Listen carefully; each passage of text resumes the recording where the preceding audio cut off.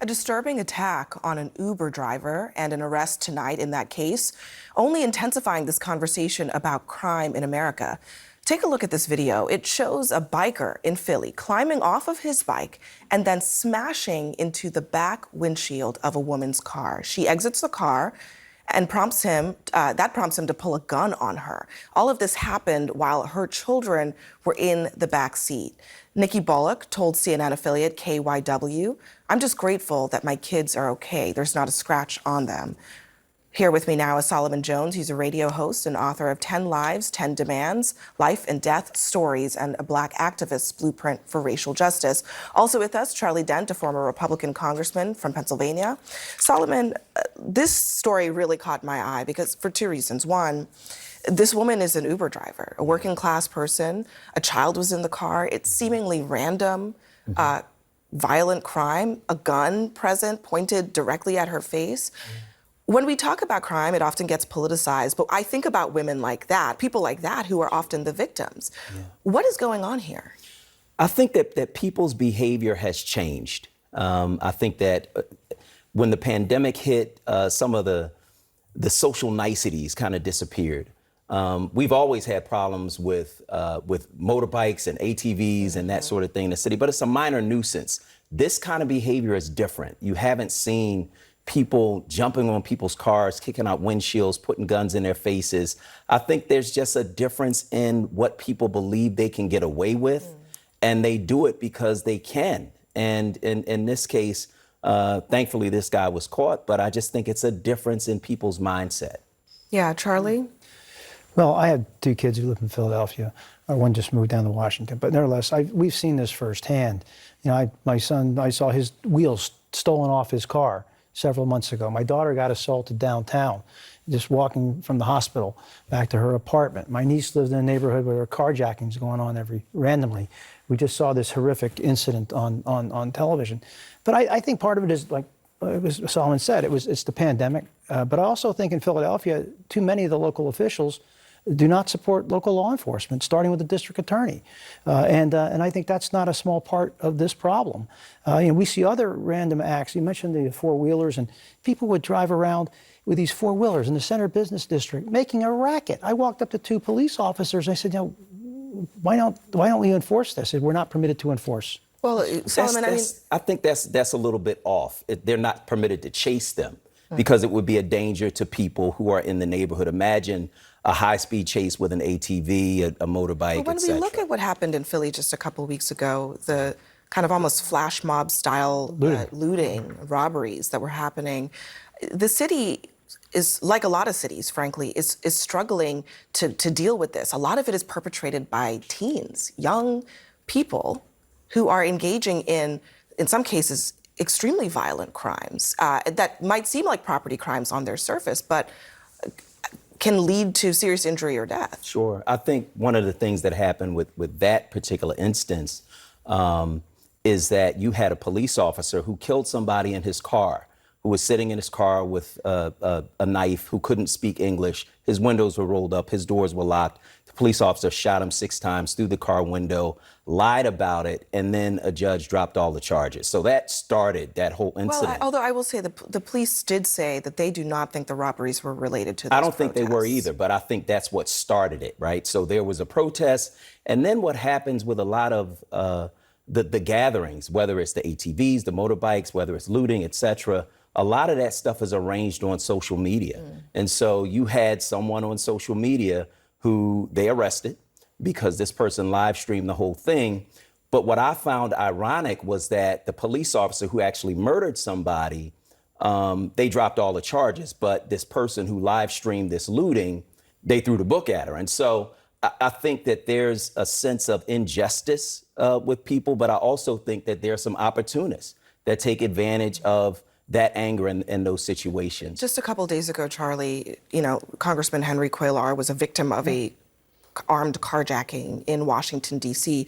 He's not even the first member of Congress to Mary Gay Stanley of Philadelphia was carjacked. And another congresswoman was nearly assaulted in an elevator by an armed man with a knife. All of that to say, something is happening in the country, and I want to put to the side for a second the debate over the numbers. But something is happening where people are experiencing crime, and it's become so politicized in Washington, it almost seems like nobody is talking about real solutions here. Well, yeah, I mean, but the consequences to all this. I mean, you go to these stores in Philadelphia.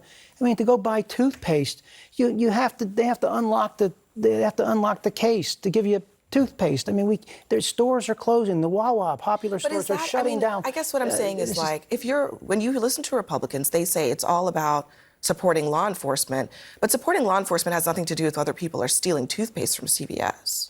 Well, but I have felt for some time that law enforcement doesn't feel like they're being supported by many local officials. I'm not saying that's the case of every local official in Philadelphia, but too many, and like I said, starting with the district attorney. They have not prosecuted a lot of violent crime. You could talk to the people who worked in that DA's office about what a shambles it is, and at some point, the DA needs to lead and provide justice and help crime victims and their families. There's a lot of these crime victims, of course, are just ordinary people just trying to go about their lives. It's really horrendous what's happening, not just Philly. Any truth to this idea that, there's obviously a concern, right, about criminal justice, Sure. and making sure that people are not unduly punished, disproportionate to the crime that they committed. Yes. But is there any truth to the idea that there may need to be more enforcement of even small, seemingly petty crimes in this kind of environment? I think part of what's happening in Philadelphia is that you have a drug problem that's out of control. You have people who are in an area called Kensington that's like this open-air drug market like you've never seen before in your life, who are going around the city and doing all kinds of things in order to support their drug habits. You can't blame Larry Krasner for that. He's not putting a needle in their arm. He's not putting the drugs in their veins. He's not causing them to do that. They're doing that. And so I think part of what needs to happen is that we need to stop trying to blame one person, and we need to really attack the problems that are leading to some of this crime that's happening in Philadelphia and beyond. I think people feel that there is injustice. People feel that there's one set of laws for some people and one set of laws for others. And so when people feel that way, they will not obey the law because they don't think that it's just. I think that you have to address that first rather than trying to say that it's all on one person when it's not. It's not all on one person, but there's something. Well, that's what Charlie's saying. Charlie said it's Larry Krasner, the DA. I think he is largely responsible for the failure to enforce a lot of violent crimes are properly prosecuted.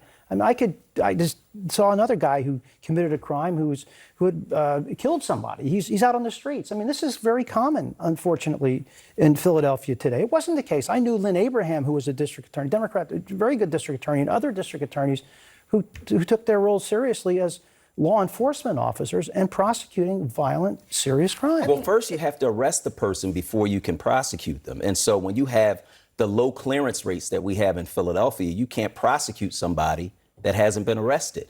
And what you find is that when people are poor, when people are of color, the crimes aren't solved because nobody's arrested. And so you can't prosecute when you don't arrest. I don't know if it makes me crazy, but I wonder if there's a solution here in which you both get criminals off the streets and you also treat people fairly in the system. I mean, you can do both things at the same time. It's just that the conversation never seems to get there. Well, you just showed that video where that crime occurred, where that terrible person jumped on the car and smashed the windshield in. That's right by City Hall. That's right in the central business district. I've seen videos of people doing donuts right in that area, even around police cars. I mean, I can't understand what is happening. Maybe this is pandemic related, but this lawlessness that I've seen, not just in Philly, I've been to San Francisco. It's horrible what we're witnessing. And if you want to talk about solutions, I think there's a couple, right? So City Council is looking at drones and using drones in order to first spot crime and then prevent it. And then you have the police department really talking about focusing on social media where a lot of this stuff starts so you can stop it before it begins. So much performative criminal behavior, if you can call it that, happening right now. Solomon and Charlie, a great discussion. Thank you both very much.